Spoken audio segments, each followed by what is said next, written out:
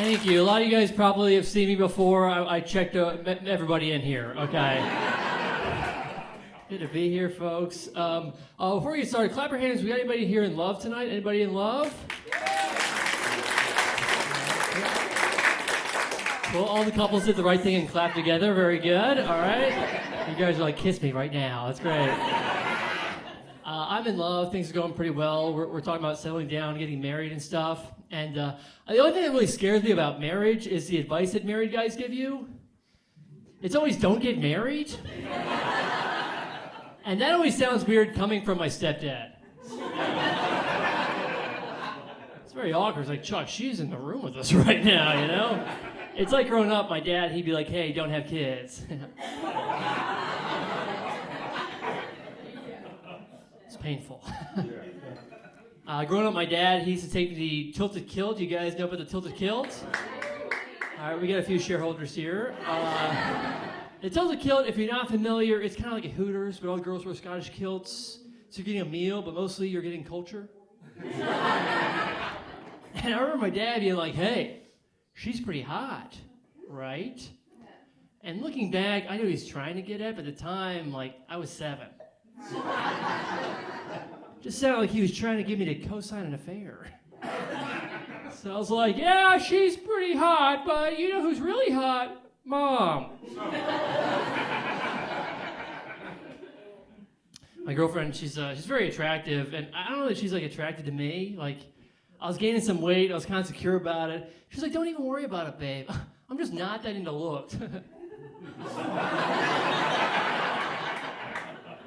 More devastating words had never been spoken. She's like, no, there's like other things about you that I find attractive. I was like, yeah, holy shit, I could never say that to her. Can you imagine? Comes out of a dressing room, so like, what do you think? I think you have excellent leadership qualities.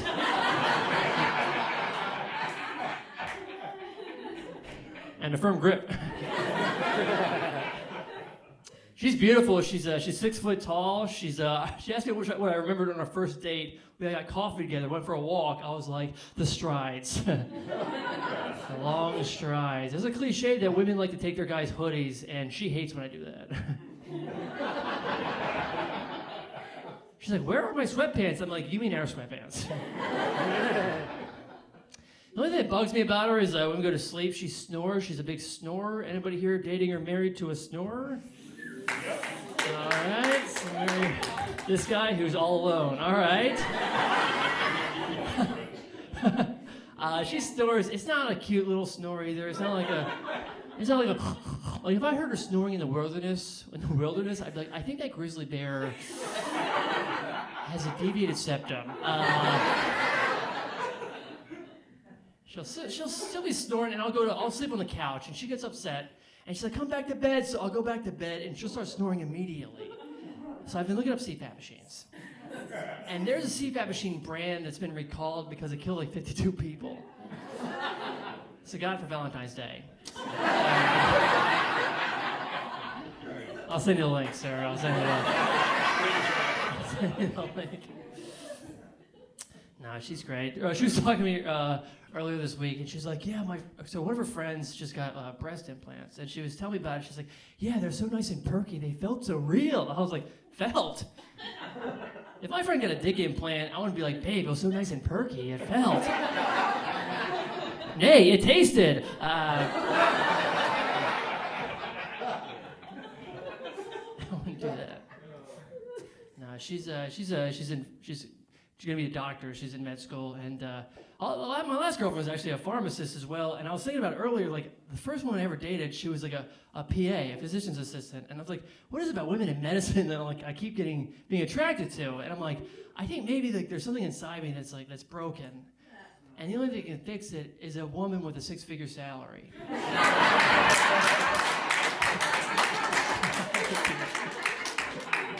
I'm a broke-ass bitch, you guys. I need a lady to take care of me. I do. I'm broke, but it's okay. All my friends are broke, musicians and actors and stuff. And they were just like, man, things aren't working out, Ronnie. I'm going to die alone. That's what they'll say. Acting's not working out, Ronnie. I'm going to die alone. I'm just like, die alone? Like, be serious. You're going to have roommates.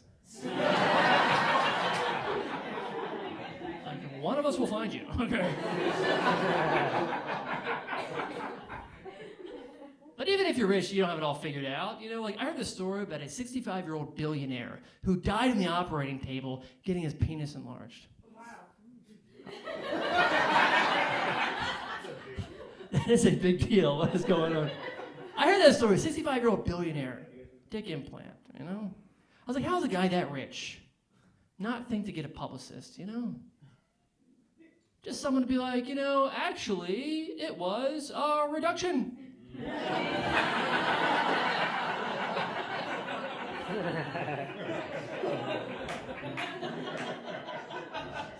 Must I think of everything? I like to travel. I remember like I've had girlfriends in the past think I'll like meet somebody when I travel, and it never really happens. However, I did the show at this college once, and someone touched my butt after my set, and I was so flattered I didn't even care that she stole my wallet. There's nothing in there anyway, you know. I was playing a VFW once. It was a very rowdy show. Only way to get them to pay attention was by roasting every table individually. I was like, you suck, you suck. But there was like a sweet old lady in the crowd. Every time I got to her, I remember I didn't have the heart to make fun of her. So I was like, you suck, you miss are so fucking hot, right? And it was killing. Then after the show, we're all hanging out, having drinks and stuff, and she starts like, buying me shots? Kind of giving me the eye. And it was hard to tell because of the cataracts. I was thinking about it, and I regret it. I was like, maybe I should have made a move, you know? Not just for the story, not just for my country.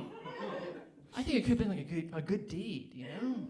Like, say I get to heaven, they're reading off all my sins. I'm like, wait a minute, Agnes in 2024? Mr. Fleming, right this way, you know? I get there, Agnes is waiting for me. She's like, I did a good deed too! You know?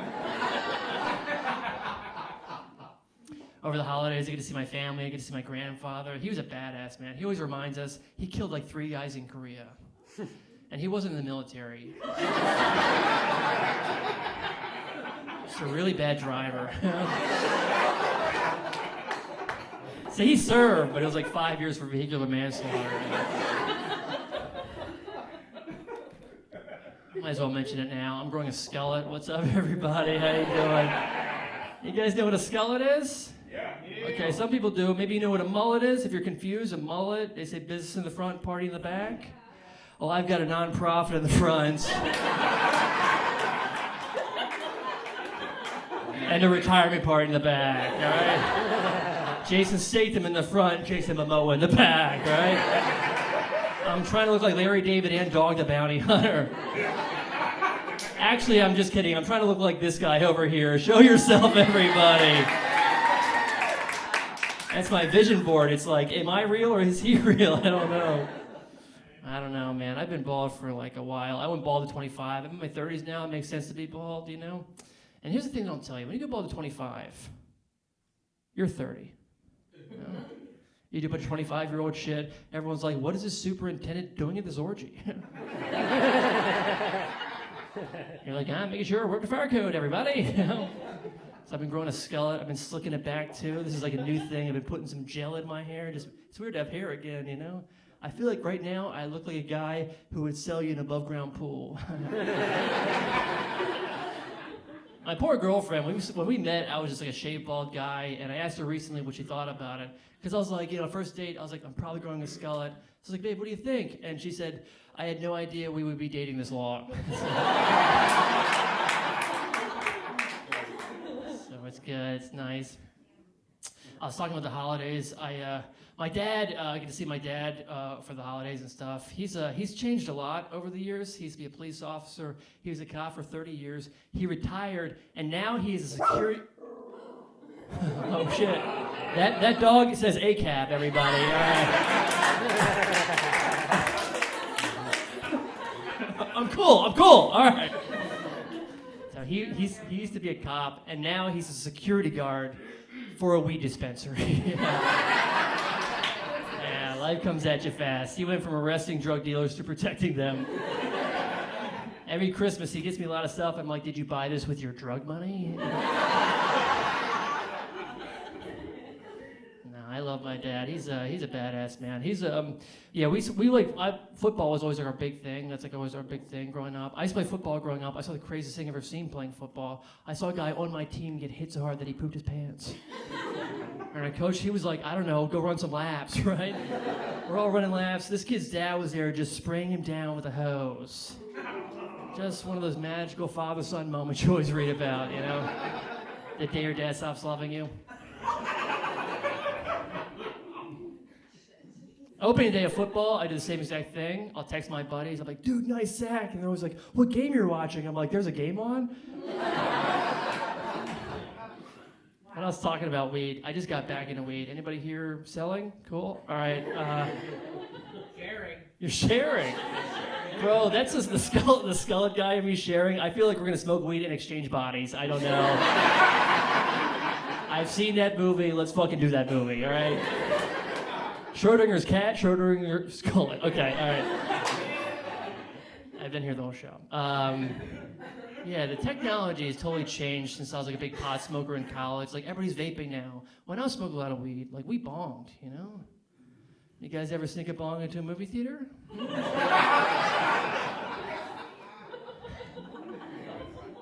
You guys ever been arrested in a movie theater?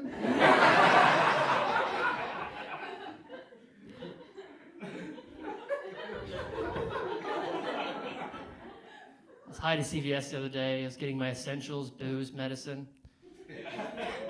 And this guy carded me. He was like, you and I have the same birthday. And then he started ringing up my stuff. And I was high and I was trying to connect with him, but I kept getting distracted. So I was like, oh yeah? Do you also have hemorrhoids?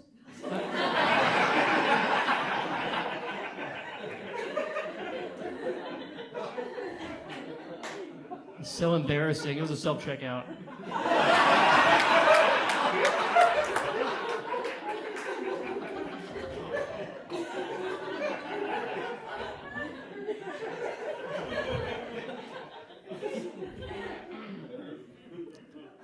I go for these high strolls. I get high and go walking around, feeling all philosophical. I was doing that during the election. I saw these signs. One was like, you know, Harris on one side. Right across the street was a flag that just said, "Let's go, Brandon," you know?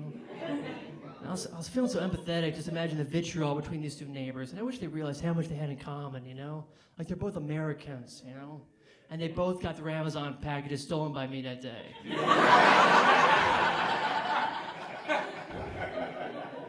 They both have pretty good surveillance systems, you know. They're both pressing charges. I'm very non-confrontational. I drive around. There's this new bumper sticker I've been seeing lately. It says, "If you hit me with my kids in the car, I'll kick your ass till the cops come."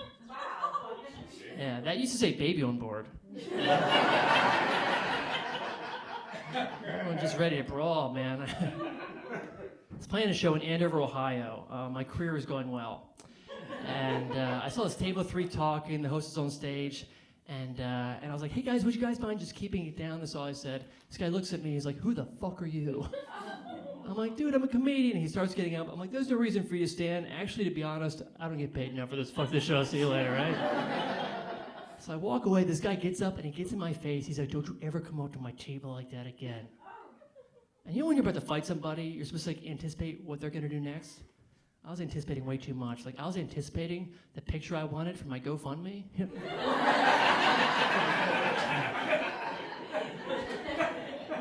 All this is going through my head, and I hear the host go, "And your next comedian, Ronnie Fleming." I was like, "Excuse me, sir." I went around him, I just went right under his legs. And I get on stage, and this guy who wants to kick my ass is staring me down the whole time. And I don't know what it was. I had a great set, you know? This guy gets up, and he walks away. And I felt like I defeated him with my comedy.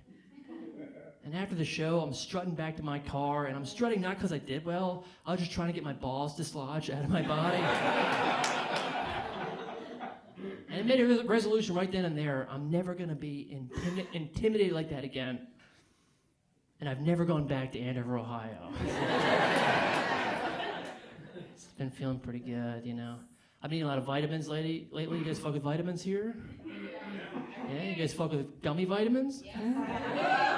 Sweet, I had 25 today.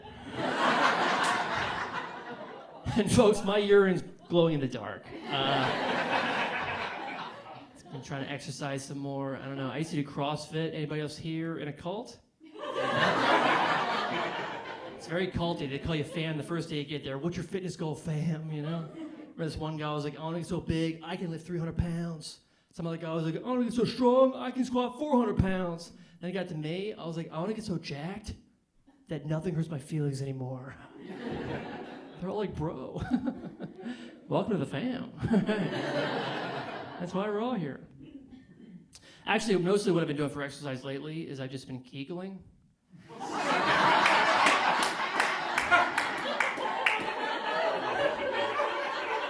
I gotta be honest, you guys, I've been Kegeling the entire time I've been on stage.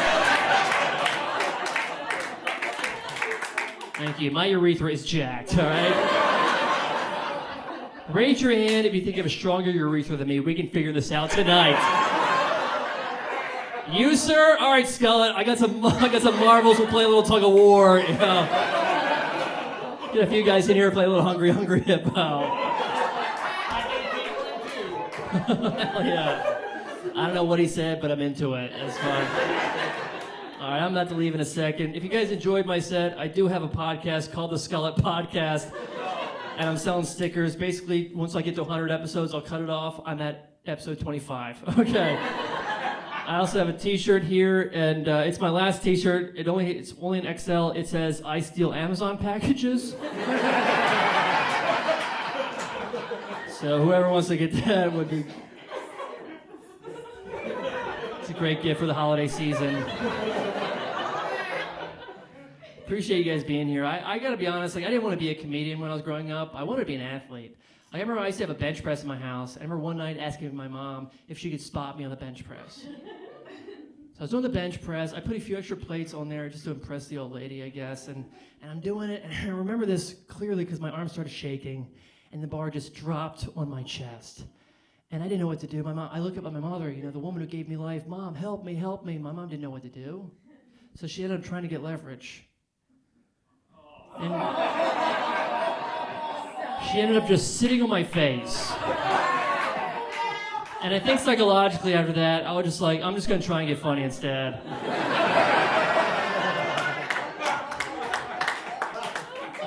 My mom doesn't even remember that story. I remember it every time I close my eyes. I'll never forget. I was like, Mom, have you been Kegeling? I've been Ronnie Fleming. Thank you so much. You guys have been amazing.